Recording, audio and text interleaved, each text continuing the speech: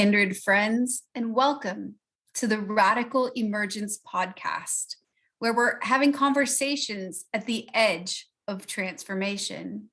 We are your hosts. I'm Dr. Jen Pierre-Rich, and with me is my friend, co-host, and co-collaborator, Dr. Sally Adnams Jones.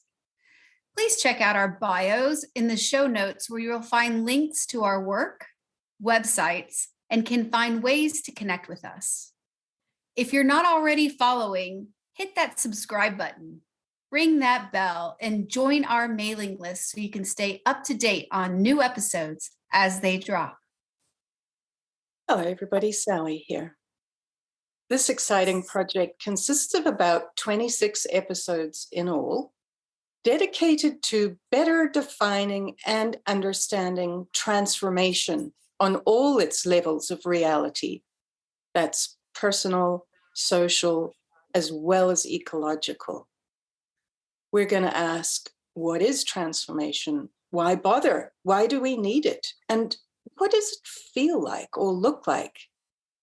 We'll also ask, can we induce it or perhaps accidentally block it?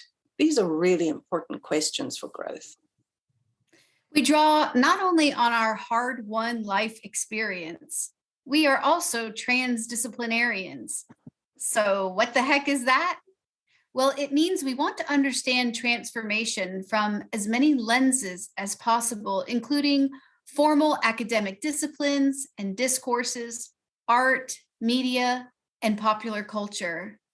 Importantly, we draw from our living experience. So we are experts, so to speak, but mostly in just one small but highly critical area, our own suffering, and the medicines that we've both used to transform our own lives. So to this end, we've also added decades of committed practices, as well as formal degrees, including specific in-depth studies in the mechanisms of transformation, because we needed to understand this healing journey for ourselves. Does this entitle us to help others? You bet. Absolutely. Because it is by sharing our stories, knowledge, and direct experience that we offer sane, sober, practical tools for living on the ground of life. So welcome. Strap in, hang on, and enjoy the ride as we deep dive into a universe of transformation.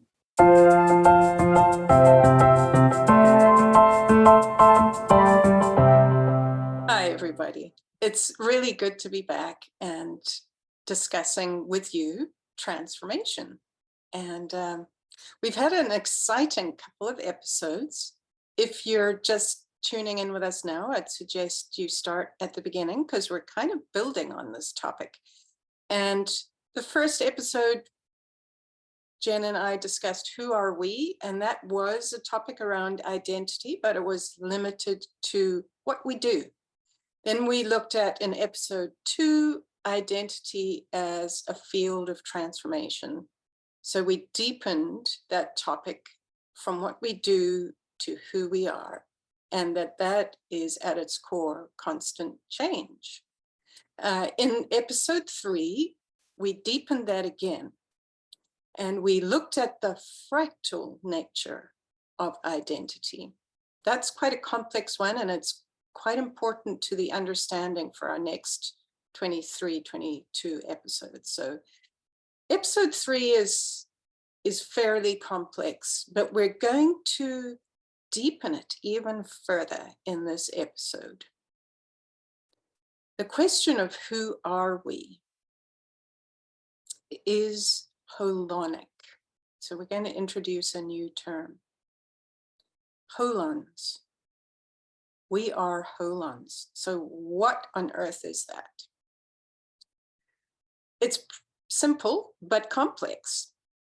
The simple answer to that is that we are both parts and wholes, and that these two things operate together to create non-duality. So let me unpack that, because it's beautiful. It's really beautiful when you understand that each of our human bodies is navigating duality and non-duality at the same time. And that reality itself is holonic. It has parts, which is what duality really is. And it's a whole. It's one system. That's kind of the non-duality that we can enter through various states of mind. And we can also develop that as a stage of understanding. So there's a complexity here that we're navigating. As we mature as a human being, we can understand that we're living in a universe that is both dual and non-dual. That's pretty amazing. That takes quite a lot of complexity on our part. So I'm delighted to say Jen and I have come completely out of the existential closet, so to speak, and we're talking about our metaphysical understanding. So let's look at that, the nature of identity as holonic. So, you know, we start off being born, and there's this little infant who is not aware of parts. So our consciousness comes into reality in this oceanic oneness. There's no separation between the infant and its mother. It doesn't know where it ends and mother begins. So it comes out of the womb and it's in a what we call pre-personal state of oneness. And then it begins to realize, oh, mom's not in the room and I need to scream to get her to join me. So then there's a basic awareness of separation and of interdependence. Infant needs mom to feed it. So it's aware then that it's a separate part. Once the umbilicus is cut, one becomes two. So slowly, as the infant develops, it becomes aware that its body is its perimeter. You know, it'll fall over and hurt itself and realize there's an object in the room and that object is separate from me. But this takes maturity for an entity to understand that it's a separate part from the oneness. And that's a learning process for the infant through experimentation, through experience. It realizes that it's separate from mum. And then the job of that infant is to understand I am separate, but I also belong to this little unit, the family. So the family becomes a whole. And the baby or the infant is part of that whole. And slowly, as it goes to school, it learns, oh, this family is a whole, but it's also part of a community. So then it has to expand to include its awareness that there is a community that's full of different parts. So it's learning parts and wholes. It's very complicated, actually. It's an amazing amount of expansion that this little child has to do. And it begins to include that community in its sense of identity. It belongs and it cares. So the amount of care is kind of like a boundary. First of all, it cares for itself and its little tight ego. Then its little ego expands and includes its family, and it cares very much for its family if it's a healthy little infant. And then that boundary begins to expand to include its school, its grade. And then it starts playing sports against another school, and that's outside of my boundary of care, that other school. So there's me and there's the other. And that's where this boundary begins to shift. Slowly but surely, that little infant learns that, okay, but there are several schools in my community. And when our city plays another city, then the other is the other city. I'm going to belong to this community of several schools, and we're going to, say, play sport against another city. And you get your favorite team. So your boundary of care now includes your city. But slowly, as we mature as adults, we realize, oh, we don't just belong to this family, this community, this city, we belong to a nation. And anything beyond that boundary is the other. And we might even go to war and argue about that boundary. We're literally willing to die for our sense of what is us and mine, and what is outside of my boundary, what is the other. But as we mature, we understand wars are no longer functional. We don't want that. We've got to think of the whole world. So that sense of awareness is now coming into play as our mental boundary starts to include the whole world. Notice that we're all interdependent, that with climate change, there is no boundary, that we now have to consider the entire planet and include the whole system, the ecosystem and the animals and anything that is sentient. That takes a lot of expansion of our boundary of care. And finally, this new stage that's kind of coming online in consciousness right now is that we notice that we're part of the cosmos itself, that there's no separation, that we are a field. So this takes a lot of time, takes a lot of experience. It's a learning process, as well as a process of real parts.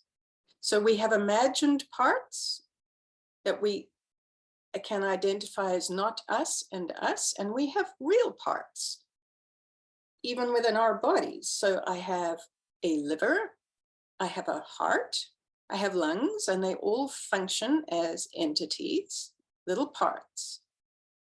I even have cells, and I have chemicals, and they form a system. And so my body is a whole made up of parts.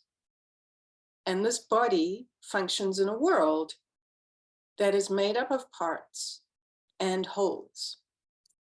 So before I give it back to you, Jen, I'd just like to say this is such an amazingly beautiful learning that we have to do of the interdependence of parts and wholes. And when we're little, we function as parts. And as we mature, we can actually develop the capacity to understand that these things are both real. So there's a paradox here. Not only am I a whole, I'm a part of something, and that takes a lot of complexity. What tends to happen, and I'll speak about this later, is that the left brain tends to notice parts, and the right brain tends to notice wholes. So we can do both. Once we develop a balance in our brain hemisphere, we can literally do both. And so many sages over the centuries have noticed that you can drop into this elusive state of oneness, even as you operate as a part.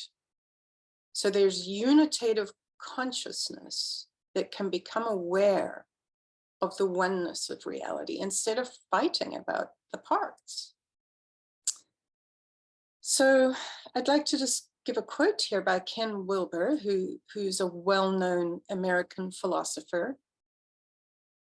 This is not his theory, but he was somebody who reminded us of the reality that is holonic, which means it's parts and wholes. And this is what he had to say in his book called No Boundary. since it is expressly the boundaries that are superimposed on reality, that slice it up into innumerable pairs of opposites. The claim of the great traditions that reality is freed from the pair of opposites is a claim that reality is freed from all boundaries.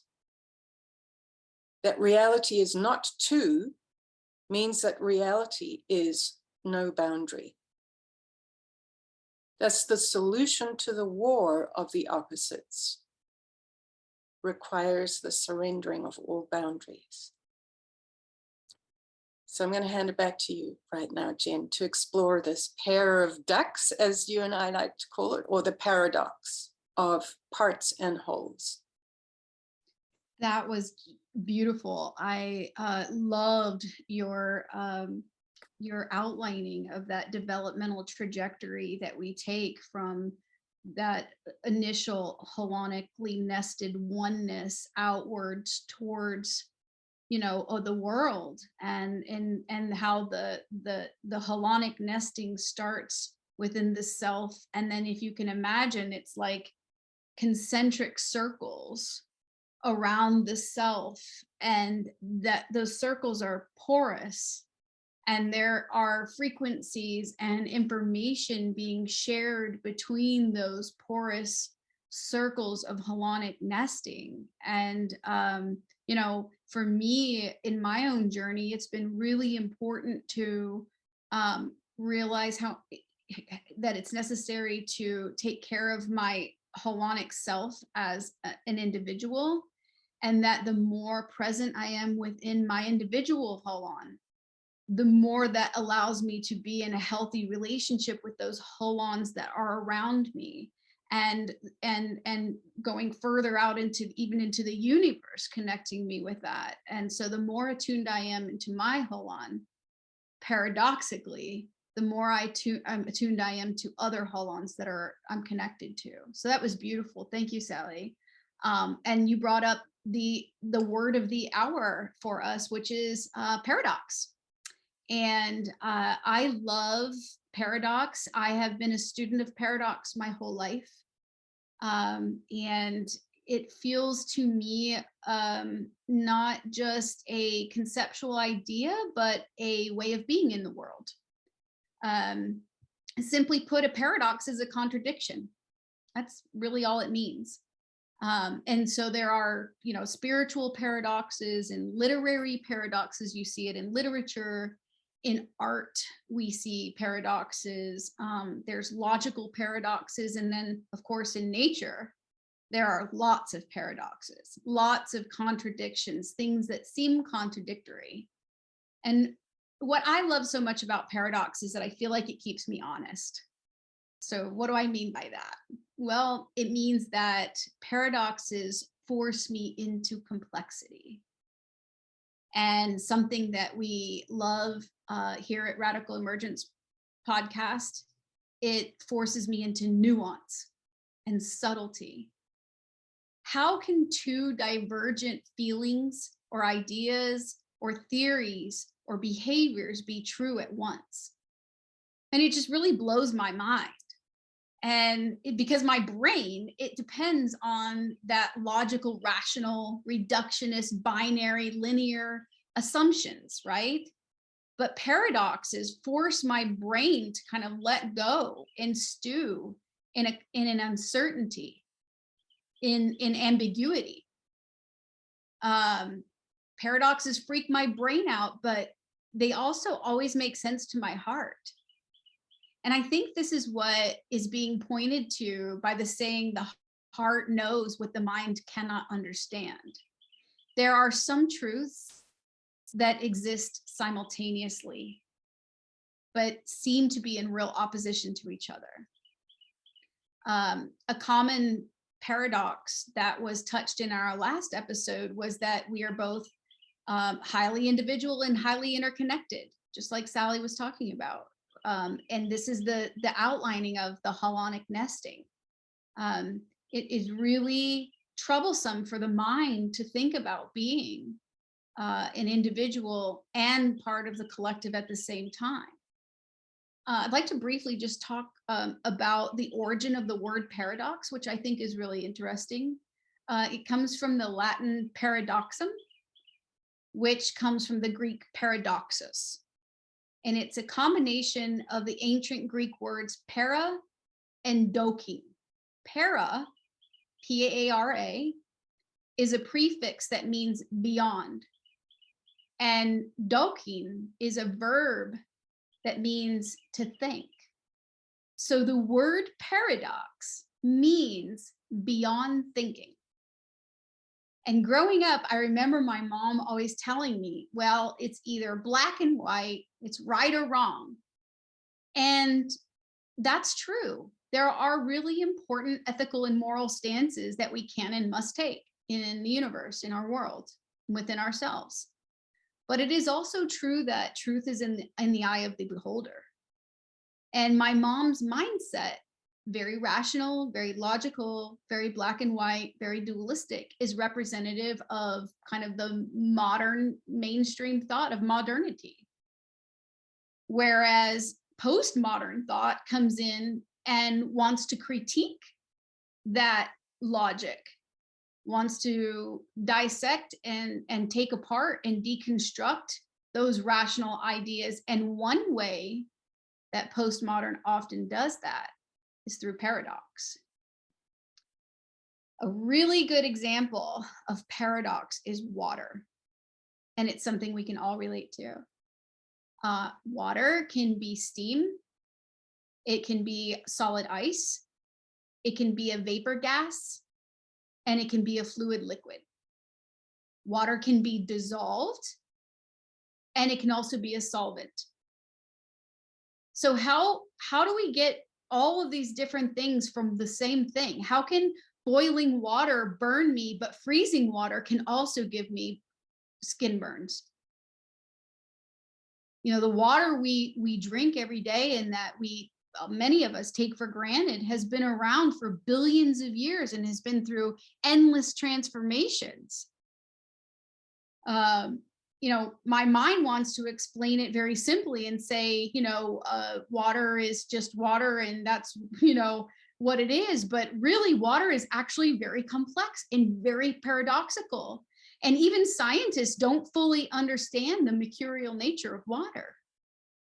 So paradoxes like this really force us beyond the normal, beyond the expected limits of our thinking minds. And paradoxes help us challenge and confront the limitations of language and reason. And this brings up a really important part of paradox, right? So to receive what Sally is saying about our holonic nature, that we're both individuals and a collective at the same time, we have to be very nimble in our perception. And we have to develop that skill of multi-perspectival thinking. And that means that we're viewing ourselves and ideas in the world from many perspectives. And that is important because it allows for a more robust and complex participation with our inner world and with our outer world. As I was talking about when I started, right, the more attuned I am inwardly, the more attuned I can be outwardly. And so when we're viewing ourselves from, you know, a static, rigid way of being, it's easy to experience frustration because the world is always changing. But when we can view ourselves in the world from many perspectives, the changing conditions of reality, the paradoxical nature of our own selves are understood as really natural and normal, even when it's uncomfortable, which is what we've pointed to many times. Transformation is really uncomfortable. So Sally, I'd like to hear your thoughts as we go kind of deeper into our holonic truth and how we can play with paradox. Yeah, beautifully said, Jen. It's such a delight to talk to somebody like this about basically what really fascinates us. This problem of non-duality and duality coexisting together. And you and I are in this long lineage, 3,000 years old at least, when ancient cultures first noticed this what we'd call a binary.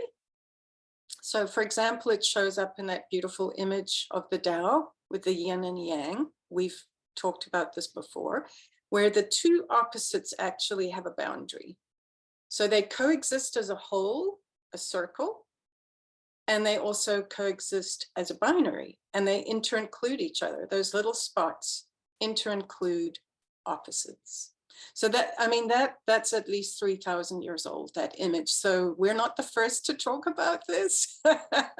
and we're fascinated by it to this day, which is amazing. So we approach the mystery through patterns, and that pattern was captured in the Tao. It was captured in ancient Tantra, classical Tantra, with Shiva and Shakti, or consciousness and energy, and how these beautiful polarities play off with each other to create the whole.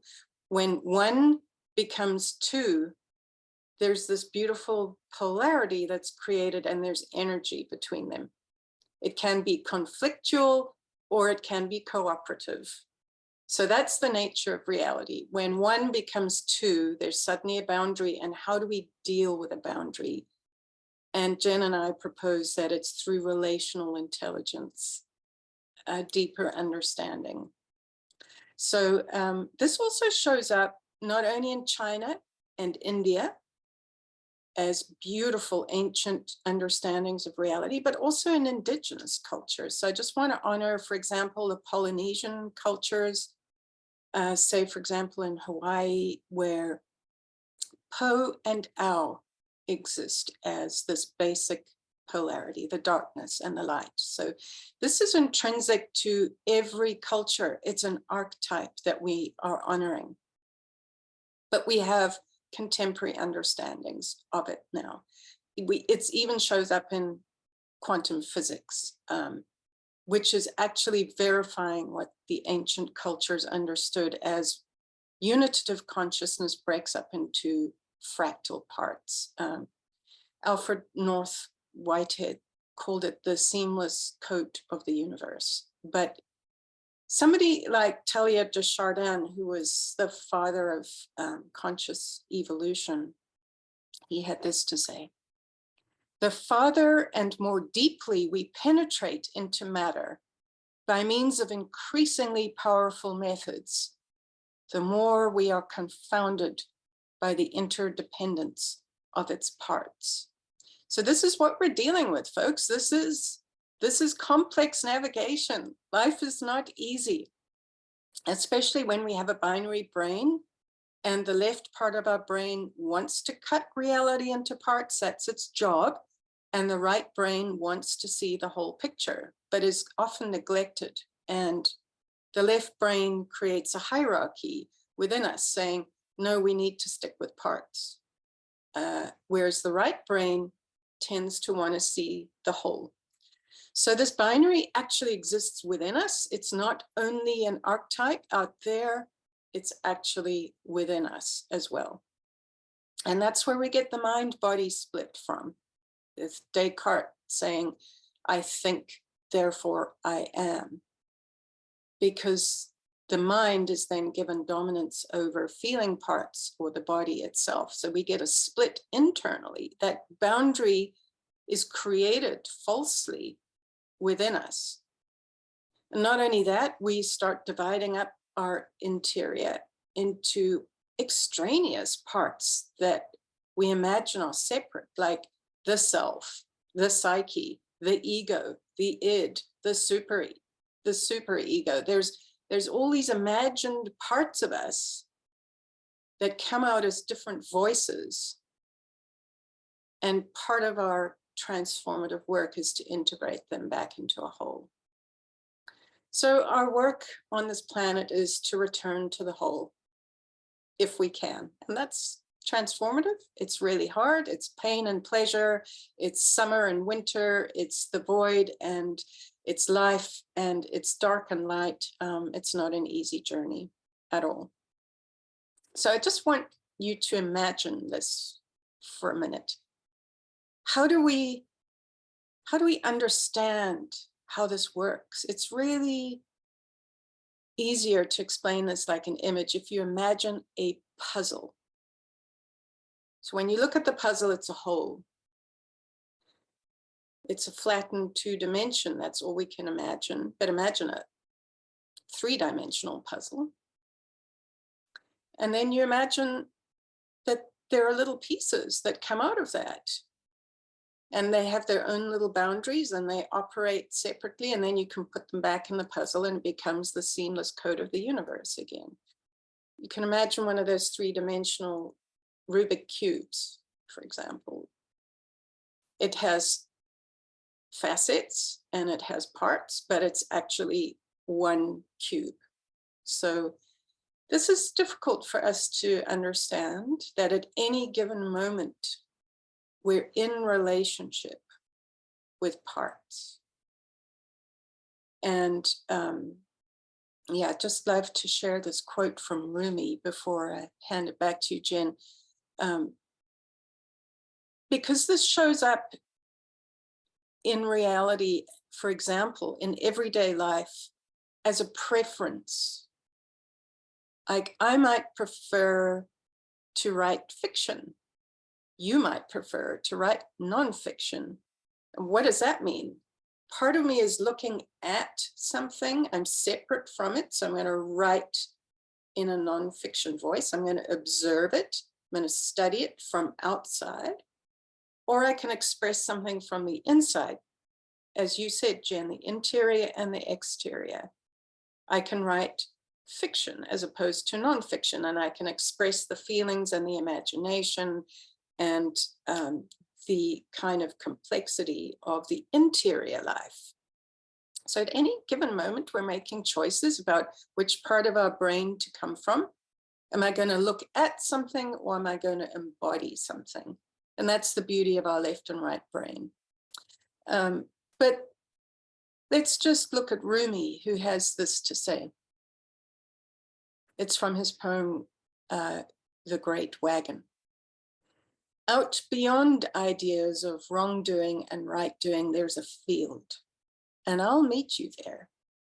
When the soul lies down in that grass, the world is too full to talk about.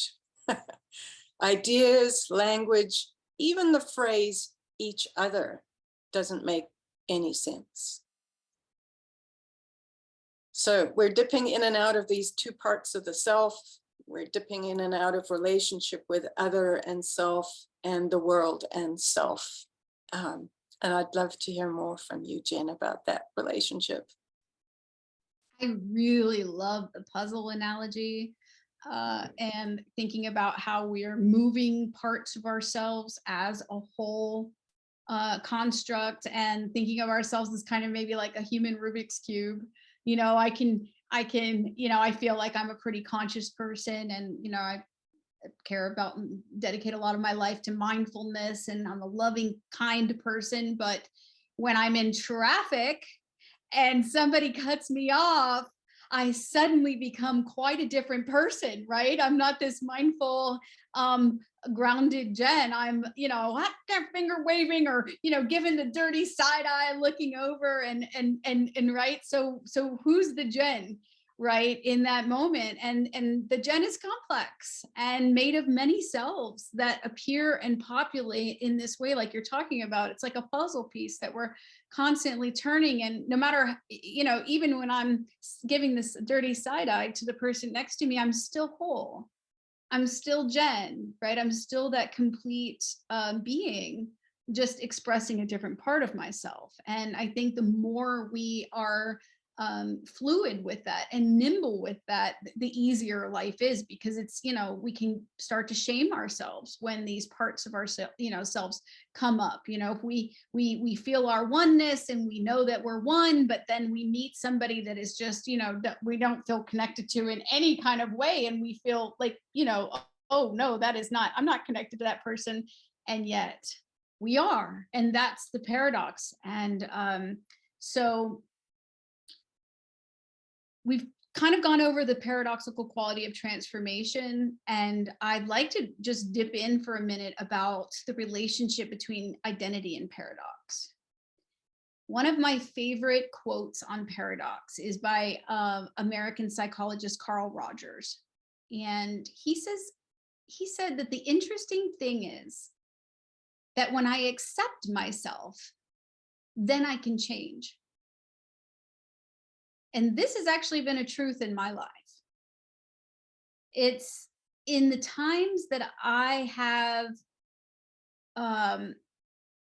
experienced great change, personal transformation, have been the times when I have deeply accepted myself. When I had a spiritual breakdown and breakthrough, now over a decade ago, it wasn't that I fundamentally changed who I am, but I was profoundly changed. Here's the paradox. And it was that I spent this summer of breakdown really getting to know myself and really accepting myself and all my parts for the first time. And that is really when everything changed for me. And all spiritual traditions, many spiritual teachers, philosophers, and wise folk use paradox as a way to deepen into spiritual understanding. Like you were talking about, Sally, in Polynesian cultures, in indigenous cultures. One place you might be familiar with paradox is found in the Zen Buddhist koans. So a koan is a spiritual statement that seems to be contradictory at face value, but when you view it from a different perspective, when you shift that Rubik's Cube, you actually see that this contradiction is actually very wise and often transformative because it creates a shift in perception. So some koans you may have heard before is, one is, what is your original face before you were born? Mind-blowing. Another is, what is the sound of one hand clapping? Well, that really freaks my brain out because I can't wrap around that rationally. And that's why the Zen masters used koans.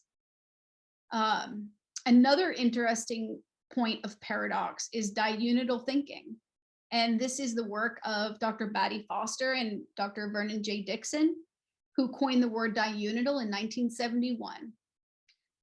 Dr. Dixon was an economist and a theorist and an advocate of Black thought. And what they were describing is a certain sensibility that Black and Indigenous folks are forced to develop in a world that is shaped and dominated by white supremacy. For example, the notion of separate but equal, right? So in America, Black folks didn't have the same rights for a long time as white folks, even though it was said that all men were created equal, right? But that wasn't the reality of all people. So Black folks had to exist in two paradoxical realities at once.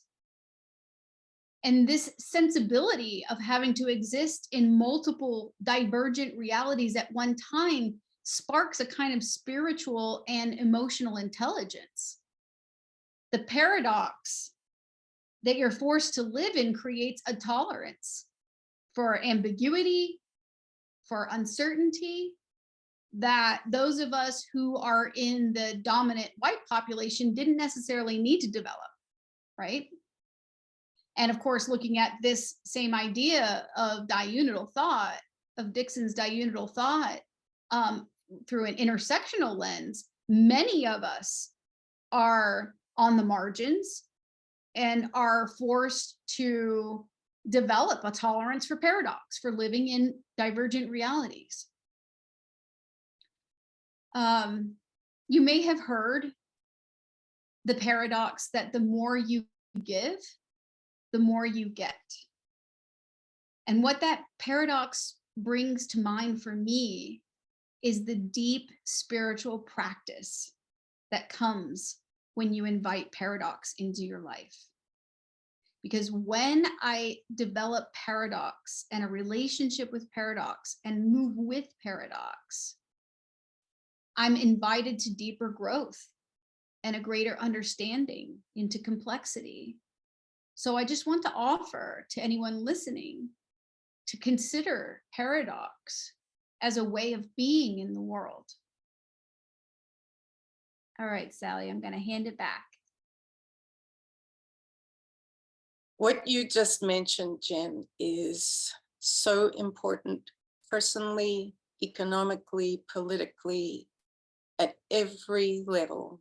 This difference between hierarchy and holarchy. So you just mentioned the politics of the power struggle, which is very real. How did that happen? So there's parts in a system that the Tao has tried to capture. These parts can move into conflict and try to establish hierarchy. For example, colonization was about white supremacy, parts of the human race taking what wasn't theirs and violently asserting their dominance over other parts. So this is in our nature when the parts go to war and try to establish what we call a dominance hierarchy, as opposed to a holarchy, which is about a democracy of the parts. So this is what social justice is trying to establish, is a holarchy where people and parts have their equal value, their equal rights, as well as their unique gifts, and can then establish their own little holons with the right to brilliance as they earn it. So this war of the parts, as opposed to a good relationship of the parts, is super important. It's at the core of all the great teachings, is how to bring parts into relationship. So let's look at that pathology, the conflict between parts that creates war, that creates conflict and violence, and what we call dominator hierarchies, unjustified dominator hierarchies through violence. So we could talk about these parts in a simplified way. These drives in us are the masculine and the feminine, as pointed out by the Tao. So let's look at that. The feminine is the drive to merge and be a collective, and the masculine is the drive to emerge and individuate. These parts are in all of us. So we have both of these drives, left and the right brain. We want to be part of a whole, to merge, to be the collective, and we also want to emerge and become an individual and individuate, as we call it. So these two parts are within us, they're within our society, they're embodied in the masculine and the feminine, but I'm not talking about gender, I'm talking about qualities that we all have. And these parts can go to war. So we need to notice that we have this dynamic within us. We also call it the subject-object split, which we're going to look at in episode 6. So we're not going to go into that right now. But noticing that, that there's a relationship between these two drives, and getting that relationship is part of nonviolent communication. It's about understanding the opposite gender. It's about not pathologizing the other, allowing it to be different. And up till now, dominant cultures always say, if you're not like me, you're not right. I'm the only right one. And we've had genders do that. We've had races do that. We've had religions do that. So that's kind of the pathology, is when there's a dominator hierarchy, when one part tries to establish dominance over the other parts. And that happens inside us, it happens politically, it happens in religions, it's universal. So let's just sum up and say that as we expand our boundaries slowly from what we call egocentric to ethnocentric to world-centric to cosmocentric, we're expanding our boundary to include more and more otherness.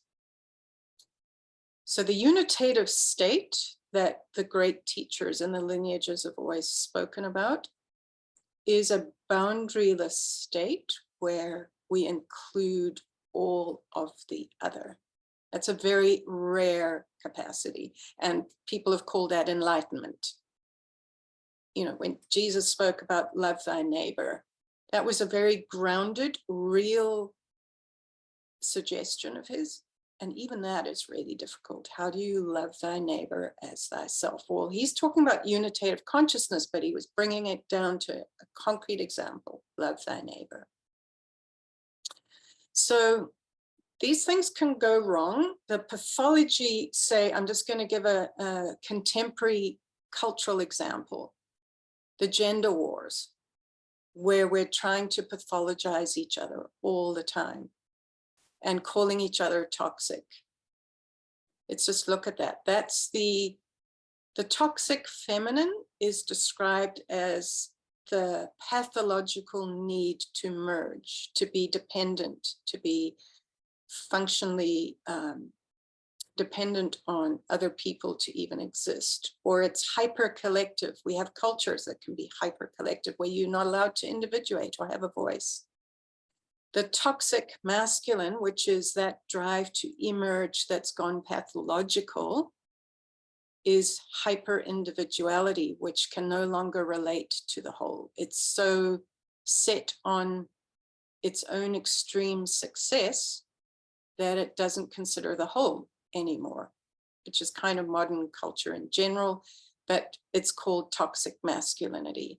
So I'm not saying that men and women are toxic, but these are the words that are being thrown around when that dynamic is taken to extreme. The desire to merge or emerge has gone to an extreme, and we need to always bring it back to balance, which is the Tao right there. So Jen, to close this beautiful conversation before I give it back to you to say goodbye, I'm going to quote Jesus in the Gospel of Thomas, which is kind of a book that was split off because it recognizes the feminine. And the early church did all it could to subjugate the feminine and exclude it. So the Gospel of Thomas does include the feminine as a balanced pair. And this is what Jesus is said to have said. Jesus said to them, when you make the two one, and when you make the inner as the outer, and the outer as the inner, and the above as the below, and when you make the male and the female into a single one, then you shall enter the kingdom. So I'm going to give it back to you, Jen, and I'd love to say goodbye to our listeners for this week, and see you again soon. And I'd love you to conclude, Jen. Well, it's hard to follow up after Jesus. But I love that, you know, in Christianity and Christian mysticism, you see so often the paradox of, you know, that the transcendent God, and yet God is within, right? That's such a strong paradox. And I think that it's really important that we, as you were saying, we learn to allow for these differences. This is what causes so much suffering when we are not open to the diversity that is expressed within the one collective. And there's so much harm that is caused when we fight against each other for being different. And what a different world it would be if we could really appreciate the vast diversity within the one, right? Rather than seeing enemies everywhere. So I'd just like to end here with a really paradoxical statement that is near and dear to my heart and my experience, which is, the more I know, the less I know I know. It seems like the more awareness I have of myself and awareness of how I am holonically nested with other beings in a collective holon, the less I realize, the less I know. And that's a paradox that brings me straight into humility. And so paradoxes not only encourage us to think more critically, to be more creative and innovative and more wise, but they also bring us into humility and being humble in the face of all the information that we have, in the face of diversity. We're on this podcast sharing a lot of ideas and information, but really, what do we know? And I'd like to just end this episode with an awareness that there's a whole universe of paradox and complexity that we will never know and be aware of. And we're just humble seekers who are interested in unpacking these many truths, often paradoxical truths, with an awareness that we don't know, we don't have all the answers, but we sure are dedicated and willing to explore it with you all on our podcast. I'm so glad you were here, and we look forward to doing this again in 2 weeks. So thanks for joining us. And we hope you can take away some helpful tools, perhaps some great stories, and some wisdom for your own ongoing journey. Join us for our next episode, where we will deep dive again into a universe of transformation.